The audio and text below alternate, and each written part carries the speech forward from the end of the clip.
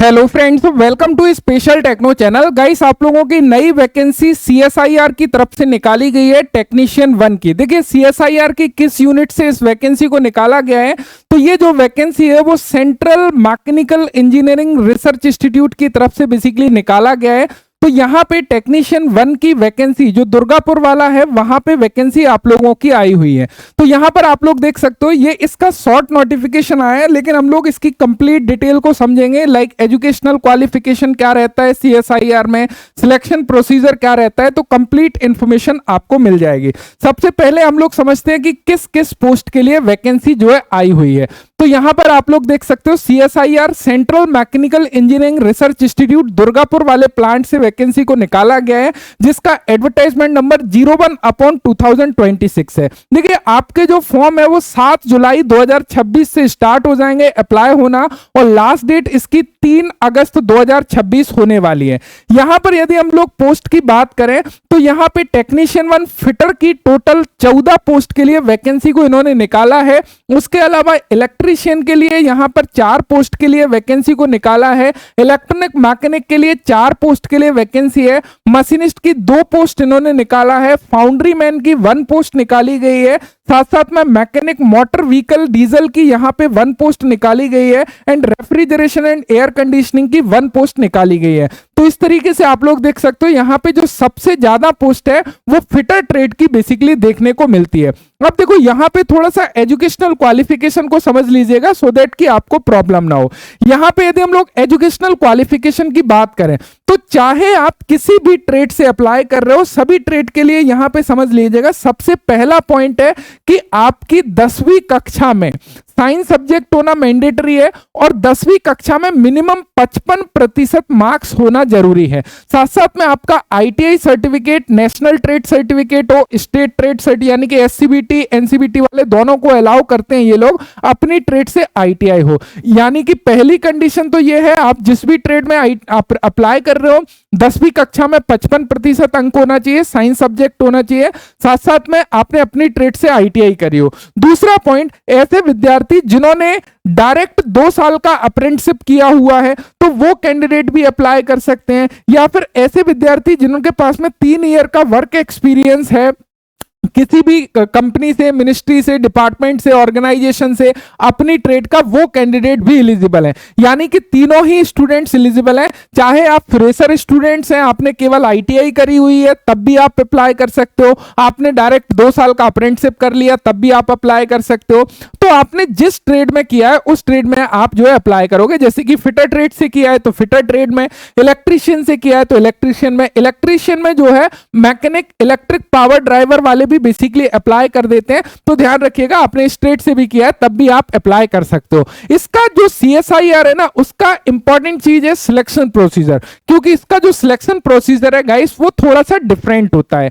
यानी कि यहां पे पहले रिटन एग्जाम नहीं होता है, यहां पे पहले आपका ट्रेड टेस्ट कंडक्ट किया जाता है और उसके बाद में आपका रिटन टेस्ट लिया जाता है। तो यहां पे समझिएगा, इनके सिलेक्शन प्रोसीजर में क्या होता है, सबसे पहले बेसिकली इनकी एक सिलेक्शन कमेटी, स्क्रीनिंग कमेटी होती है। स्क्रीनिंग कमेटी बैठती है, वो आपके जो भी क्राइटेरिया है उस क्राइटेरिया के बिहाफ पर आपको शॉर्टलिस्ट करती है ट्रेड टेस्ट के लिए। यानी कि ये आपके परसेंटेज मार्क्स हो सकते हैं कि आपकी जो भी एजुकेशनल क्वालिफिकेशन है उसके बिहाफ पर, देन वो आपको ट्रेड टेस्ट के लिए कॉल करेंगे, आपका ट्रेड टेस्ट लेंगे। ट्रेड टेस्ट के बाद में आप लोगों का होता है कॉम्पिटिटिव रिटन एग्जामिनेशन। तो पहले ट्रेड टेस्ट है, उसके बाद में कॉम्पिटिटिव रिटन एग्जामिनेशन है। कॉम्पिटिटिव रिटन एग्जामिनेशन में क्या कुछ रहता है, देखिए, जो कॉम्पिटिटिव रिटन एग्जामिनेशन आपका होता है उसमें 150 क्वेश्चन आपसे पूछे जाते हैं टोटल, और उसके लिए जो समय मिलता है वो 2 घंटे 30 मिनट का समय आपको मिल रहा होता है। अच्छा, जो स्टैंडर्ड ऑफ एग्जामिनेशन होता है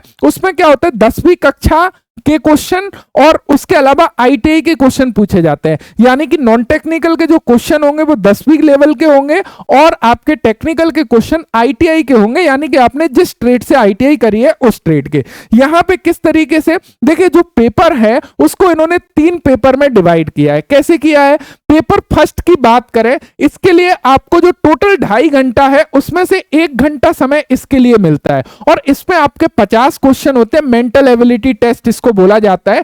और हर एक क्वेश्चन 2 नंबर का होता है, कोई नेगेटिव मार्किंग नहीं होती। यहाँ पे जो 50 क्वेश्चन पूछे जाते हैं उसमें क्या क्या इंक्लूड रहता है, जनरल इंटेलिजेंस यानी कि रीजनिंग के क्वेश्चंस रहेंगे आपके, जनरल इंटेलिजेंस के, क्वांटिटेटिव एप्टीट्यूड के, प्रॉब्लम सॉल्विंग, सिचुएशनल जजमेंटल, तो इस तरह के 50 क्वेश्चन पूछे जाएंगे आपसे पहले पेपर में। और जो सेकंड पेपर है, ध्यान रखिएगा जब एक ही दिन होता है सेम पेपर में, बस इनके पार्ट अलग अलग डिवाइड कर दिए, यानी कि पहला पेपर खुलेगा आपका 1 घंटे समय मिलेगा, दूसरा पेपर खुलेगा 30 मिनट का समय मिलेगा, इसमें जनरल अवेयरनेस और इंग्लिश लैंग्वेज के क्वेश्चन होंगे 25-25 नंबर के। और यहां पे नेगेटिव मार्किंग होती है, यहां पे ध्यान रखिएगा 1 negative mark for every wrong answer, यानी कि यहां पे 1/3 की नेगेटिव मार्किंग है, क्योंकि एक क्वेश्चन करेक्ट करने पर 3 नंबर मिलते हैं और एक गलत होने पर आपका 1 नंबर काटा जाता है। और फिर है पेपर थर्ड, पेपर थर्ड के लिए भी 1 घंटे का समय मिलेगा, यहां पर भी 50 क्वेश्चन पूछे जाते हैं 150 नंबर के। एंड यहां पे ये जो क्वेश्चन होते हैं वो पूरे ट्रेड से रिलेटेड होते हैं, सब्जेक्ट से रिलेटेड, यानी कि फिटर ट्रेड में अप्लाई कर रहे हो तो फिटर ट्रेड से, यानी कि ये पेपर अलग अलग नहीं होते हैं, आपका पेपर तो एक ही है, यानी कि जिसमें 150 प्रश्न है। आप ये समझ सकते हो कि आप पेपर देने बैठे, आपका पहला पेपर खुलेगा, सेकंड खुलेगा, थर्ड खुलेगा, यानी कि एक ही सिटिंग में ये पेपर होते हैं 150 क्वेश्चन का। अब देखो यहां पे ये तीनों पेपर का मतलब क्या है, जो पेपर फर्स्ट होता है ना वो तो आपका केवल क्वालिफाइंग नेचर का रहता है, वहां से मेरिट नहीं बनती है, लेकिन the final merit will be prepared on the basis of marks obtain by the candidates in paper second and paper third. तो आपके लिए जो इंपॉर्टेंट है एक्चुअल में, ये तो स्क्रीनिंग परीक्षा है आपकी, लेकिन जो पेपर सेकंड और पेपर थर्ड है वो आपके लिए काफी ज्यादा महत्वपूर्ण है, क्योंकि यहां से आपकी बनेगी मेरिट। देखो पहले तो ट्रेड टेस्ट हो गया, उसके बाद ये तो बहुत ही इस तरीके का सिलेक्शन प्रोसेस है जहां पे जिनका प्रैक्टिकल स्ट्रांग है, जिनका ट्रेड टेस्ट अच्छा है, वो जो वास्तव में प्रैक्टिकल में अच्छे हैं, उनका सिलेक्शन यहां पे आराम से बेसिकली हो जाता है, क्योंकि वो पहले से ही फिल्टर होके आ जाते हैं। तो ये एक एडवांटेज मिलता है। ये सेंट्रल गवर्नमेंट जॉब है, परमानेंट बेसिस पर वैकेंसी है, पूरी फैसिलिटी यहां पर मिलती है, बहुत ही A1 क्लास की आपकी जॉब रहती है। यहां पर देखो यदि एज लिमिट की हम बात करें तो आपकी 18 साल से 28 साल के जो विद्यार्थी हैं वो यहां पर अप्लाई कर पाते हैं। बाकी यदि आप लोग कैटेगरी से बिलोंग करते हो तो आपको रिलैक्सेशन मिल जाता है। फॉर SC/ST कैंडिडेट 5 साल की छूट मिल जाएगी, आप OBC नॉन क्रिमिलियर हो 3 साल की छूट मिल जाएगी, यदि आप फिजिकल हैंडीकैप्ड कैंडिडेट हो तो आपको 10 साल की अपर एज लिमिट में बेसिकली छूट देखने को मिलेगी। तो ये आप लोगों की सारी डिटेल्स है, ध्यान रखिएगा। इसके जो फॉर्म है वो आपके अप्लाई होंगे कब से, यहां पर 4 जुलाई से आपके फॉर्म अप्लाई होंगे। ये एक बहुत ही महत्वपूर्ण वैकेंसी होती है। देखिए जब भी आप टेक्निकल की प्रिपरेशन कर रहे हो ना, तो जो भी वैकेंसी आ रही है उसमें अप्लाई करिएगा। आप ऐसे मत अड़े रहिएगा कि नहीं मुझे तो इसरो में ही अप्लाई करना है, मुझे तो DRDO में ही जाना है, या मुझे एक पर्टिकुलर डिपार्टमेंट में जाना है। ये जो अप्रोच है वो आपकी गलत है, क्योंकि आप यदि टेक्निकल एग्जाम्स की प्रिपरेशन कर रहे हो, कोई भी टेक्निकल भर्ती आ रही है वहां आपको अप्लाई करना चाहिए, क्योंकि चाहे आप किसी भी डिपार्टमेंट की प्रिपरेशन कर रहे हो, आपकी जो प्रिपरेशन है वो ऑल डिपार्टमेंट की हो रही है, क्योंकि सभी जगह टेक्निकल भर्ती में टेक्निकल क्वेश्चंस पूछे जाते हैं। तो इस बात का आपको विशेष ध्यान रखना है। ये अपॉर्चुनिटियां होती हैं जो आती हैं, जिनमें आपको, मैं देखता हूं कि कई सारे ऐसे छात्र होते हैं जिनके मैसेजेस आते हैं जो बोलते हैं सर मैं बहुत बार प्रयास कर रहा था, लेकिन उनका ऐसी भर्ती में सिलेक्शन हो जाता है जहां वैकेंसी तो 10-5 थी, या ऐसी वैकेंसी जहां पर कोई फोकस ही नहीं कर रहा है।